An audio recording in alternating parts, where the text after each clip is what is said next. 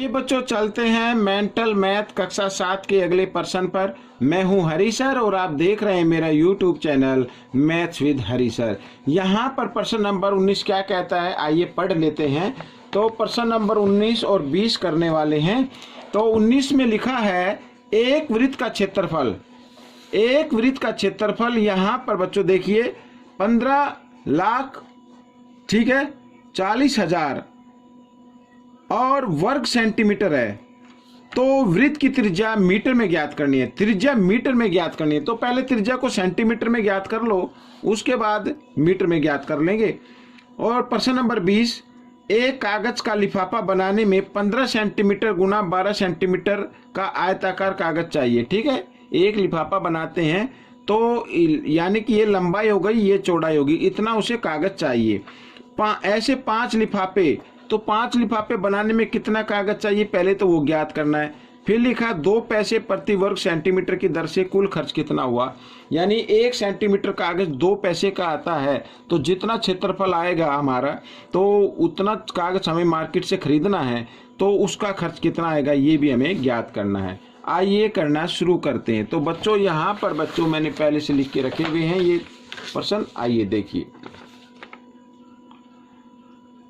तो बच्चों पहले करते हैं प्रश्न नंबर 19। यहाँ पर वृत्त का क्षेत्रफल दिया हुआ है, ठीक है, त्रिज्या ज्ञात करनी है। तो यहाँ पर मान लेते पहले, माना वृत्त की त्रिज्या, तो वृत्त की त्रिज्या मान लेते बच्चों r, ठीक है, सेंटीमीटर मान लेते हैं। पहले सेंटीमीटर में ज्ञात करेंगे, बाद में सबसे लास्ट में मीटर में चेंज कर देंगे। तो वृत्त की त्रिज्या क्या है, r सेंटीमीटर। और वृत्त का क्षेत्रफल, वृत्त का क्षेत्रफल का फॉर्मूला क्या होता है, पाई r की 2 ये होता है। लेकिन दिया हुआ क्षेत्रफल क्या है ये भी लिख लेते हैं। लेकिन दिया हुआ क्षेत्रफल बराबर है, ठीक है, यहाँ पर 15,40,000 ये मैं लिख लेता हूँ वर्ग सेंटीमीटर। तो यहाँ पर ये शॉर्ट में लिख लेता हूँ। तो दोनों क्षेत्रफल हैं, ये फॉर्मूला होता है, ये दिया हुआ, तो दोनों को हम क्या करेंगे बराबर रख लेंगे बच्चों। पाई का मान होता है 22/7 और r तो हमें ज्ञात करनी है, तो यहाँ पर ये मैंने लिख लिया है, ठीक है, इस तरीके से। अब r ज्ञात करते हैं। यहाँ पर r की 2 रहने देते हैं और इधर ये हमने यूं क्यों लिखा, ठीक है, और 7 इधर भाग में, इधर आकर ये गुणा में आ गया, और 22 इधर गुणा में है तो इधर आकर ये भाग में, इस तरीके से। तो 22 से काट देते हैं इससे, 22 सत्ते 154 और यहाँ पर 4 जीरो है तो 4 जीरो मैंने लगा दी, ठीक है, इस तरीके से। अब देखो बच्चों 7 को 7 से गुणा किया 49, ठीक है, और यहाँ पर 4 जीरो है तो आप 4 जीरो लगा सकते हैं इस तरीके से, ठीक है। तो मेंटल मैथ है तो थोड़ा मैं शॉर्ट में इसको आपको बताऊंगा।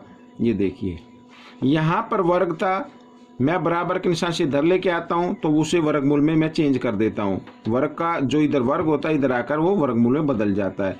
अब सबसे पहले देखो 49 का वर्गमूल होता है बच्चों 7, ठीक है, और यहाँ पर जीरो कितनी है 4, तो वर्गमूल में निकालने के बाद जीरो रह जाएगी इसकी आधी, यानी 4 की 2 रह जाएंगी। तो यहाँ पर बच्चों ये त्रिज्या आ गई 700 सेंटीमीटर, ठीक है, ये मैं लिख देता हूँ। अब बच्चों इसको बदलना है मीटर में। यहाँ पर सबसे पहले मैं आपको बताता हूँ, देखो 1 मीटर में 100 सेंटीमीटर होते हैं, ठीक है, 1 मीटर में 100 सेंटीमीटर होते हैं। यानी जब हम बड़ी इकाई को छोटी इकाई में चेंज करते हैं तो गुणा कर देते हैं। अब जब छोटी को बड़ी में करना है तो भाग कर देना है। यानी कि 1 सेंटीमीटर में, यहाँ पर मैं लिख देता हूँ, 1 सेंटीमीटर में जो मीटर होंगे 1/100 मीटर होंगे, ठीक है, इस तरीके से। तो यहाँ पर 700 सेंटीमीटर में कितने मीटर होंगे, तो 700/100 होंगे। तो 2 जीरो से 2 जीरो कट गई, ये आ गया 7, तो 7 मीटर आ गई बच्चों त्रिज्या, ठीक है। ये प्रश्न हल हो गया। अब करते हैं प्रश्न नंबर 20। यहाँ पर इसको भी कर लेते हैं। देखिए एक कागज का लिफाफा बनाने में, ठीक है, आइए, एक लिफाफे के लिए कागज, कागज चाहिए। तो बराबर यहाँ पर हम इनको गुणा कर देते हैं, ठीक है, 15 गुणा 12 इस तरीके से। तो 5 के लिए कितना चाहिएगा, 5 के लिए तो ज़्यादा चाहिए, तो ज़्यादा के लिए इसको भी गुणा कर देते हैं। तो 5 गुणा 15 गुणा 12 इस तरीके से, ठीक है। आइए गुणा कर लेते।